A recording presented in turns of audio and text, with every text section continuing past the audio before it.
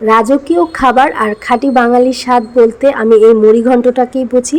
গরম ভাতের সাথে লেবু মুড়িঘণ্ট যদি হয় আমার আর কিছুই লাগে না। ঝটপট মুড়িঘণ্ট রেসিপিটা দেখাবো। 1 কাপ ডাল কম আছে ভালো করে ভেজে নিতে হবে। তারপর 1 টেবিল চামচ পোলাওর চাল দিয়েছি, ভালো করে ধুয়ে 2 কাপ পানি দিয়ে এর মধ্যে তেজপাতা, সামান্য লবণ, অল্প একটু হলুদ দিয়ে ঢাকনা দিয়ে ঢেকে ভালো করে সেদ্ধ করে নিতে হবে। ডালগুলো সেদ্ধ করে নেওয়ার পর একটা বাটিতে উঠিয়ে নেব।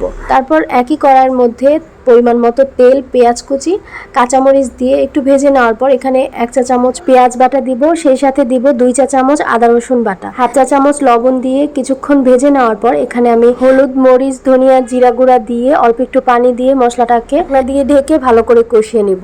মশলাটা যখন প্রায় 50% কষানো হয়ে যাবে তখন রুই মাছের মাথা দিয়ে দিব। রুই মাছের মাথাটাকে আমি আগে থেকে লবণ আর সামান্য হলুদ দিয়ে ম্যারিনেট করে রেখেছিলাম। মাছের মাথাগুলো দিয়ে 4 থেকে 5 মিনিটের মতো কষিয়ে নিতে হবে। মাছের মাথাটা রান্না করে নেওয়ার পর এখানে আমি সিদ্ধ করে রাখা ডাল আর চালগুলো দিয়ে দিব। মুগ ডালের সাথে একদম অল্প পরিমাণে পোলার চাল দিয়েছিলাম, আর এতে করে মুড়িঘণ্টটা খেতে খাঁটি বাঙালির স্বাদ পাওয়া যায়। মশলার সাথে ডালগুলোকে ভালো করে মিশিয়ে নেওয়ার পর 2 কাপ গরম পানি অ্যাড করেছি।